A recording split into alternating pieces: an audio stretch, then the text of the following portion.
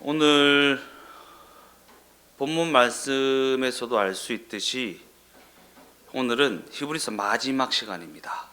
히브리서 마지막 시간. 우리가 성경을 한 권씩 한 권씩 이렇게 떼나가고 있는데 오늘은 히브리서 마지막 시간, 히브리서를 책거리하는 날입니다.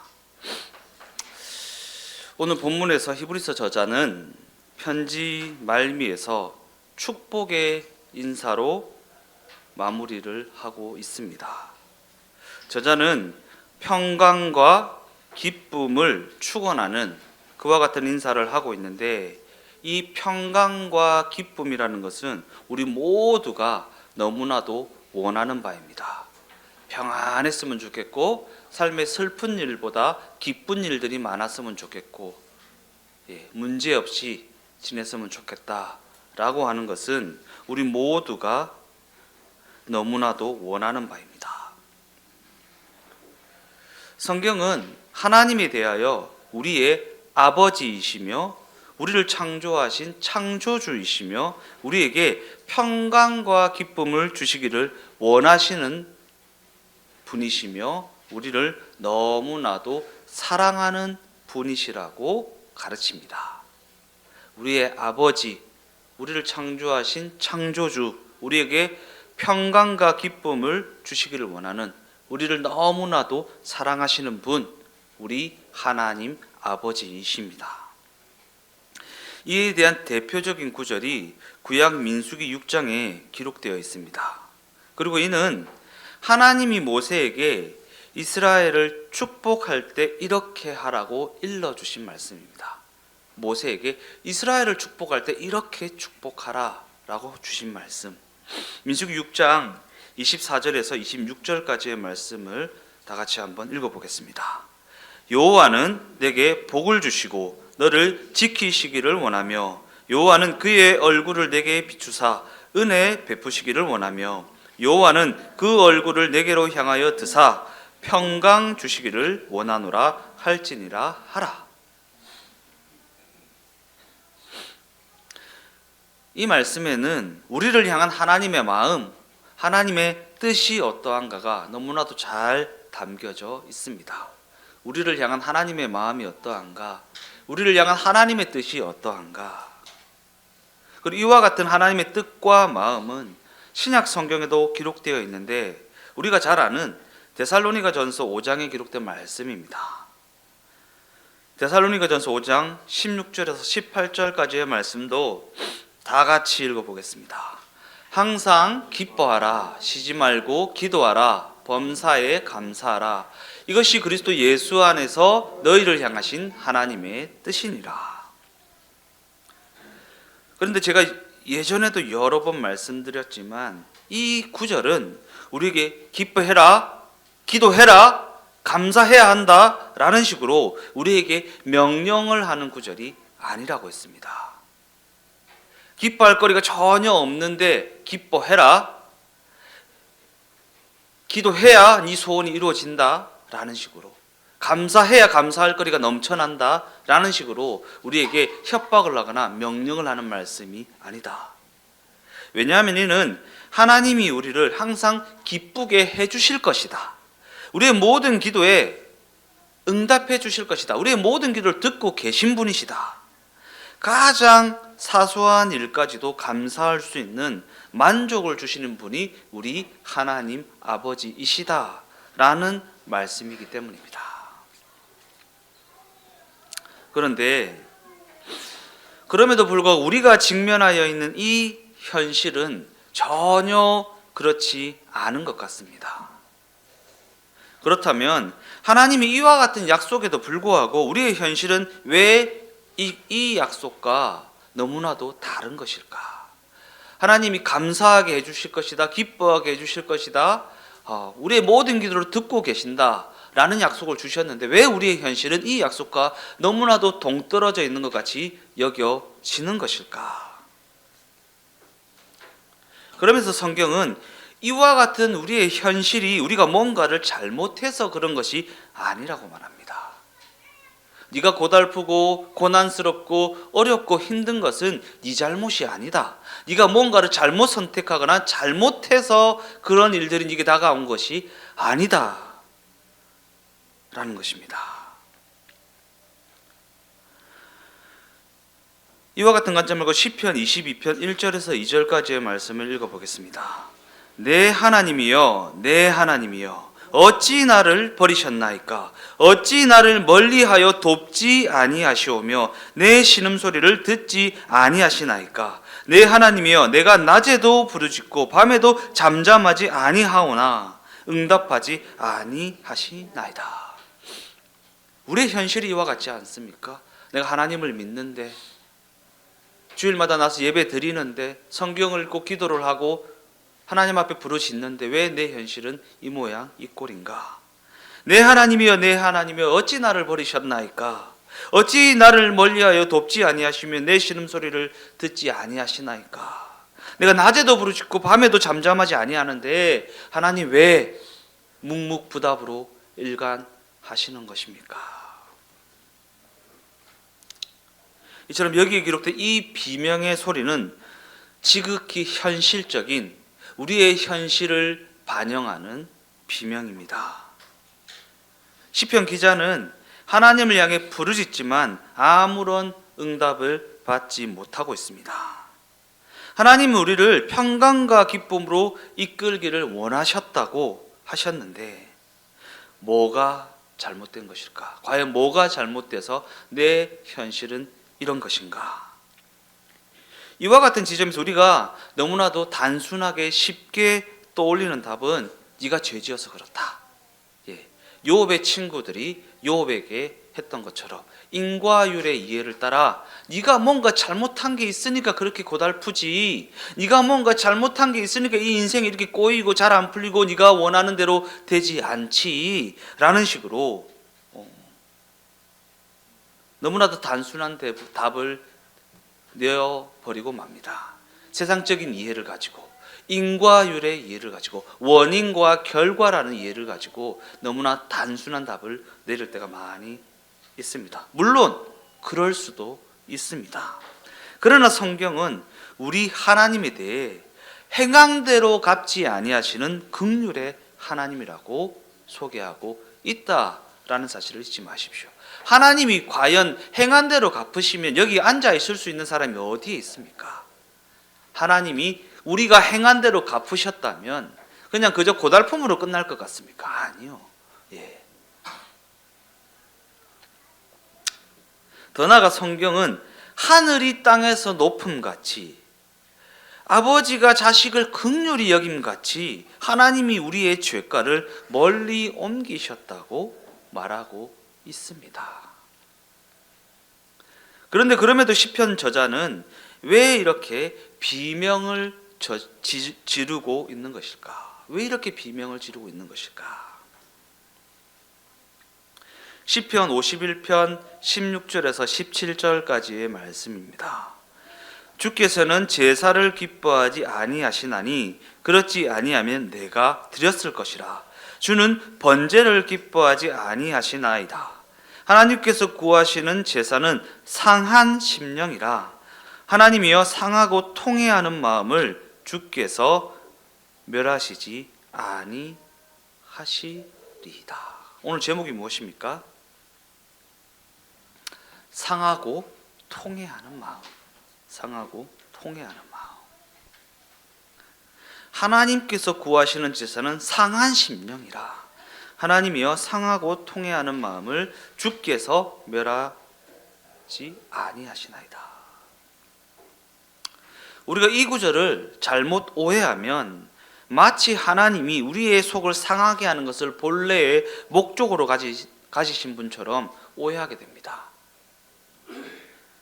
이는 우리가 직면하여 있는 이 현실을 돌아보면 잘못해서 받는 벌만 있는 것이 아니라 이유를 알 수 없는 고난과 비극도 있기 때문입니다.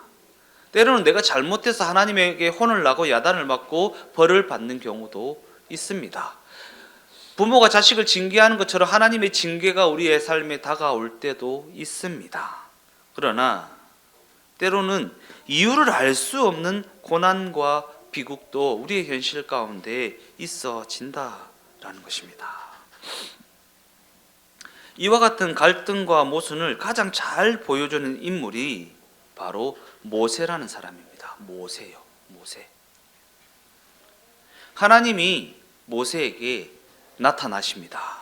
그의 나이 80세 때의 일입니다. 그의 나이 80세 때. 이때 40년 동안 묵혀두었던 모세의 원망이 하나님을 향해 터져 나옵니다. 하나님이 바로에게 가서 내 백성을 보내라고 명령하시니까 하나님, 내가 누구라고 거기 갑니까? 라고 하나님 앞에 대듭니다. 바로를 찾아가서 내 백성을 보내라고 명령을 해라 라고 하니까 하나님, 내가 누구라고 거길 갑니까? 라고 합니다. 무슨 뜻입니까? 왜 이제야 오셨습니까? 내가 힘있고 젊었을 때는 모른 척 하시더니 이제 다 늙어 빠졌는데 왜 나를 찾아와서 이러시는 겁니까? 이렇게 잠잠히 있다가 죽으면 되는데 왜 찾아와서 나한테 이러시는 것입니까? 라는 뜻입니다. 이와 같은 모세의 원망에도 하나님이 가라, 내가 너와 함께 하겠다 라고 말씀하시니까 모세는 지난 40년을 떠올립니다. 이는 하나님이 자신을 외면하고 있다고 하나님을 오해하고 있었던 시간입니다. 그 40년 동안 하나님 어디 계셨습니까? 나를 모르는 척 하지 않으셨습니까? 내가 힘있고 젊었을 때 내가 할 수 있을 만할 때에는 모른 척 하시더니 이제 다 늙어 빠져서 걷는 것도 힘든 나를 찾아와서 왜 이러시는 것입니까? 그래서 그는 내가 너와 함께 하겠다라는 하나님의 말씀에도 불구하고 과연 당신은 누구십니까? 그때는 왜 그러셨으며 이제는 또 왜 이러시는 것입니까? 라고 하나님을 향해 따져 묻고 있다라는 것입니다. 내가 힘이 있고 실력이 있고 가진 돈이 있고 뭔가 하나님을 위해 할 수 있을 그때에는 전혀 모른 척 하시다가 이제 힘도 없고 할 수 있는 것이 전혀 없는 지금 나를 찾아와서 왜 이러시는 것입니까? 이것이 바로 상하고 통회하는 마음입니다. 하나님을 향해 상한 마음, 통회하는 마음. 이는 단지 죄를 회개하는 그러한 단순한 이해가 아닙니다. 더 깊이 들어가서 하나님, 내 인생 이게 뭡니까? 라는 자신의 존재의 이유, 직면하여 있는 삶에 대한 가치와 의미에 대해 아무런 답을 찾지 못하여서 모순과 갈등과 원망 속에서 엄청난 비명의 시간을 40년이나 견뎌낸 모세가 내지르는 통회하는 마음이라는 것입니다. 상한 마음이라는 것입니다. 그 40년을 견뎌온 모세, 그 40년을 묵혀두었던 원망과 불평이 그 통회하는 마음으로, 그 상한 마음으로 내뱉어지는 것, 이것이 바로 상하고 통회하는 마음이다. 과연 우리는 이와 같은 시간을 얼마나 견뎌내 보았는가? 지금까지 우리는 평안하면 하나님을 잊고 살아가고 괴로우면 하나님을 원망하는, 그저 그렇게 적당히 살았다 치지만 이제는 그 간섭하심에 제대로 사로잡히게 되었다라는 것입니다. 모세가 지금 하나님 앞에 사로잡히고 있는 것처럼 말입니다. 하나님의 그 간섭하심, 그 의도하심에 사로잡히게 되었다. 이는 이제 적당히 타협하고 넘어갈 수 있는 인생이 아니다라는 것입니다. 적당히 그냥 그래 뭐 주일에 한번 예배당에 참석하고 그냥 내 인생은 내대로 살고 하나님은 하나님대로 하나님하고 전혀 상관없는 그러한 삶을 살 수 없는 인생이 되어졌다라는 것입니다. 이에 대해 하나님은 이렇게 답하십니다. 나는 스스로 있는 자다. 곧 나는 지난 40년 동안 네 하나님이기를 중단한 적이 없다. 나는 지난 40년 동안 네 하나님으로 항상 네 곁에서 늘 일하고 있었다. 하나님의 이 말씀에 모세는 울며 겨자 먹기로 어쩔 수 없이 바로에게 나아가게 됩니다. 그가 하나님 앞에 완전한 항복을 한 것이 아니라 그저 어쩔 수 없이 울며 겨자 먹기로 나아갔다는 지점이 어디에서 보여집니까? 모세가 바로에게 내 백성을 보내라 라는 하나님의 말씀을 전하니까 바로가 항복하지 않고 그에게 화를 냅니다. 이에 더해 바로는 이스라엘 백성들에게 집도 주지 않으면서 벽돌을 구워내라고 하는 가혹한 명령을 내립니다. 바로의 가혹행위에 이스라엘 백성들은 원망을 모세에게 쏟아붓습니다. 이게 뭐냐? 모세 네가 우리를 구한답시고 바로에게 가서 쓸데없는 얘기를 해가지고 우리가 더 고달프게만 되지 않았느냐? 그러자 모세는 그 즉시 하나님을 향해 따지고 듭니다.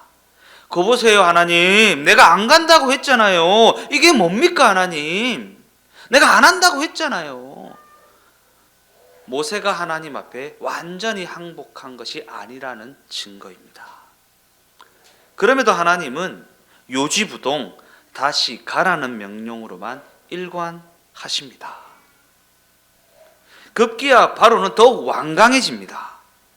성경은 이를 하나님께서 바로가 회개하지 못하게 붙잡고 계시기 때문이라고 말합니다.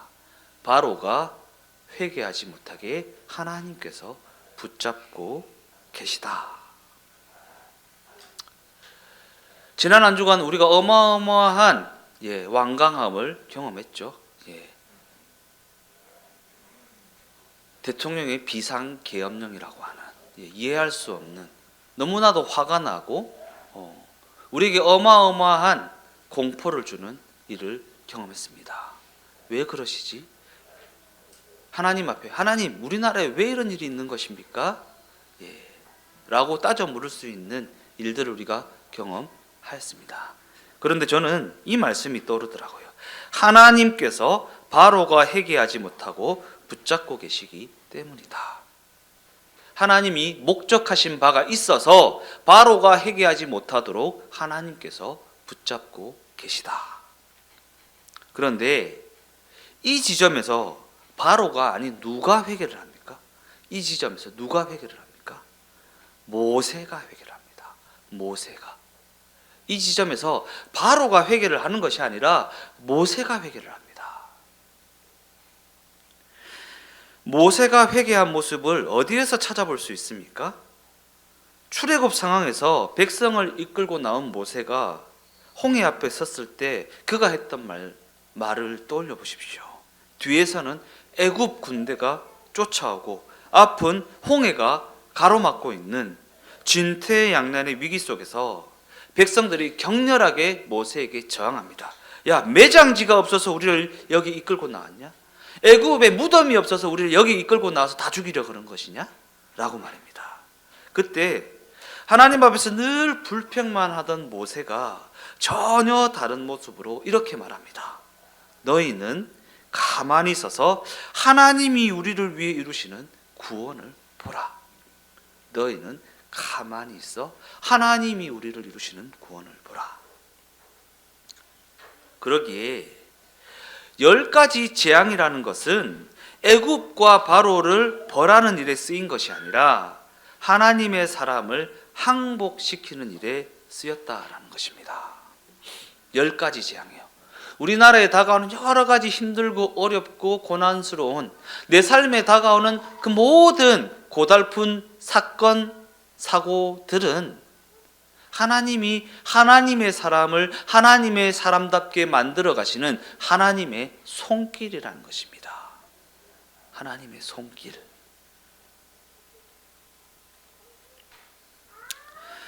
우리가 살아가는 이 세상에는 말로 다 할 수 없을 만큼 불의와 폭력과 말이 안 되는 일들이 넘쳐나고 있습니다. 그죠? 이해가 안 되는 일들이 넘쳐나고 있습니다.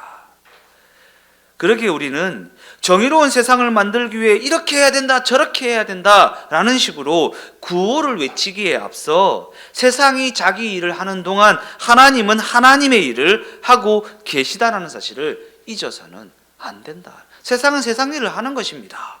예. 비상계엄이 됐든 탄핵을 하든 탄핵을 거부했든 어찌됐든 저찌됐든 세상은 세상 일을 하는 것입니다. 세상이 외치는 소리에 귀 기울이지 마십시오. 우리 하나님 아버지께서 나에게 뭐라고 하시는지 귀 기울이십시오. 세상이 자기 일을 하는 동안 하나님은 하나님의 일을 이루어가고 계시기 때문입니다. 그리고 하나님의 그 일하심은 이 세상을 벌하기에 앞서 우리 신자들을 하나님의 사람으로 만들어가는 일을 우선하고 있다는 사실을 잊지 마십시오. 하나님의 일은요, 이 세상을 벌하는 것에 우선하지 않습니다. 하나님의 사람을 하나님의 사람답게, 하나님의 백성을 하나님의 백성답게, 하나님의 백성이 거할 그 자리에 들어갈 수 있을 만한 수준에 이를 수 있도록 우리를 하나님의 사람으로 만들어가는 것에 우선하고 있지, 이 세상을 벌하거나 저 나쁜 놈들을 처단하는 일에 우선되어 있지 않다라는 것입니다. 우리는 하나님 저 나쁜 놈들을 왜 저렇게 가만히 놔두십니까? 라는 식으로 하나님을 앞에 소리칠지 모르겠지만 하나님은 저들보다 나에게 내가 하나님의 사람답게 되어지는 것에 더 관심을 가지고 계시다라는 것입니다. 이는 우리가 하나님의 하나님 되심을 인정하고 이를 우리의 삶에 채워 나가야 한다라는 것입니다. 이 왜 이렇지? 내가 뭐 잘못했나? 아니요. 하나님의 하나님 되십니다. 왜 일이 잘 안 풀리지? 꼬이지? 내가 원하는 것들이 이루어지지 않지? 내가 기도를 덜 해서 그런가? 내가 헌금을 덜 해서 그런가? 내가 봉사를 덜 해서 그런가? 아니요. 하나님의 하나님 되심입니다. 하나님의 일하심이고 하나님의 다스리심이고 하나님의 의도하신 뜻과 계획하심이 이루어져 나가는 과정입니다. 이스라엘 백성들은 애굽에서 나와서 홍해를 건너 가나안을 향해 가는 광야의 길로 접어들게 됩니다. 그들은 그렇게 광야의 길을 걸어내는 동안 끊임없이 실패하고 그 실패를 끊임없이 반복합니다. 그리고 성경은 이 때문에 홍해를 건넌 20살 이상의 성인들이 광야에서 다 죽고 가나안에는 오직 그 후손들만 들어가게 되었다라는 보도를 하고 있습니다. 모세도 그와 같이 가나안에 들어가지 못하였습니다. 물론 모세는 믿음을 지킨 여호수아와 갈렙처럼 광야에서 죽지 않을 수 있었습니다. 자기가 어떻게 해서든 들어가려고 하면 들어갈 수 있었습니다. 그런데 그럼에도 불구하고 모세는 왜 그들과 함께 가나안에 들어가지 못하였을까? 성경은 이에 대한 단서로 무리바 사건을 이야기합니다. 모세가 무리바 사건 때문에 가나안에 들어가지 못하였다. 백성들이 모세를 향해 물이 없다고 아우성치니까 모세는 하나님을 찾습니다. 이 하나님은 모세에게 반석에 명하여 물을 내게 하라고 말씀하십니다. 반석에게 물을 내라고 명령하라. 그런데 모세는 반석에 명령을 하는 것이 아니라 그 반석을 2번 내려다 칩니다. 그리고 성경은 이에 대해 그가 하나님의 거룩함을 막고 성질을 부렸다라는 증언을 하고 있습니다. 하나님의 거룩하심, 하나님의 완전하심, 하나님의 완벽하심을 그가 막고 성질을 부렸다. 과연 반석을 2번 내려친 것이 얼마나 큰 잘못이라고 그를 가나안에까지, 그 약속하신 땅에까지 들어가지 못하게 하셨을까? 하나님이 모세의 분노를 보며 이렇게 말씀하십니다. 야, 너 왜 내 자식들한테 행패 부리냐? 너는 가나안에 못 들어간다. 왜 내 자식들한테 행패 부리냐? 너는 가나안에 못 들어간다. 그런데 모세가 하나님의 이 말씀을 제대로 알아듣습니다. 그리고 이는 내가 잘못했구나 라는 단순한 이해가 아닙니다. 이는 이들이 하나님의 백성이고 하나님의 자식이구나. 나는 이들을 위하여 부름받은 종에 불과하구나. 그러하다면 이들이 실패하여 여기서 죽어야 한다면 나를 세운 그 뜻에 따라 내가 이들과 함께 죽는 것이 마땅하고 이것이 명예구나 라고 하는 이해입니다. 모세가 스스로 선택한 것입니다. 하나님의 부르심에, 하나님의 뜻에, 하나님의 의도하심에 내 삶을 맡기겠다. 눈에 보이고 귀에 들리고 손에 잡히는 상황과 환경과 여건이란 그 기준에 따라 그저 그냥 잘되고 높아지고 가나안에 들어가고 떵떵거리며 살고, 내가 믿음을 지켜서 지금 가나안에 들어왔잖아, 내가 예수를 믿어가 구원을 받았잖아 라는 식으로 나의 어떠함을 나타내는 것이 아니라 하나님의 뜻을 이루어 나가는 것을 우선하는 삶, 이게 모세의 위대함입니다. 그저 그냥 장사가 잘 되고 돈을 많이 벌고 직장에서 높아지고 좋은 대학을 가고, 이게 우리의 삶에 우선되어야 될 부분이 아니라 하나님의 뜻이 어디 있는가? 하나님의 뜻이 이것이라면 내가 조금 실패하더라도, 내가 가나안 땅에 못 들어가게 된다 할지라도 하나님의 뜻이 이루어지는 것이 우선되어지는 삶, 그것이 신자들의 삶이라는 것입니다. 그냥 내 삶에 하나님, 남들은 다 저렇게 잘 먹고 잘 살고 평안하게 잘 지내는데 내 삶은 이게 뭡니까? 하나님, 내가 어디 대단한 거 구했습니까? 그냥 남들이 하는 만큼만 하면서 살 수 있게는 해주셔야 되는 거 아닙니까? 내가 그래도 예수 믿는 사람인데, 내가 그래도 하나님의 백성인데 내가 언제 대단한 거 원했습니까? 아니요. 하나님의 뜻이 어디에 있는가? 하나님이 무엇을 목적하셔서 이 고달픔과 이 손해봄과 이 비명소리를 허락하시는가? 하나님, 이들과 함께 죽을 수 있게 해주셔서 감사합니다 라고 하는 모세의 이해, 너무나도 놀라운 이해 아닙니까? 인과율이라는 보상의 이해를 초월하는 이해 아닙니까? 인과율. 하나님, 내가 이렇게 했으니까 이렇게는 해줘야 되는 거 아닙니까? 내가 이렇게 예수 잘 믿었는데 적어도 이 정도는 해줘야 되는 거 아닙니까? 라고 하는 인과율, 원인과 결과라는 그 보상의 이해를 초월하는 이해, 이와 같은 이해가 우리에게 있어져야 한다라는 것입니다. 하나님의 뜻과 계획하심을 우선하는 삶. 결론적으로 말씀을 마무리하겠습니다. 성경은 우리에게 우리의 분노, 우리의 그 원망도 하나님이 당신의 일을 이루어 가시는 방식에 포함되어 있는 일이라고 말합니다. 우리의 절망, 우리의 고달픔, 우리의 실패,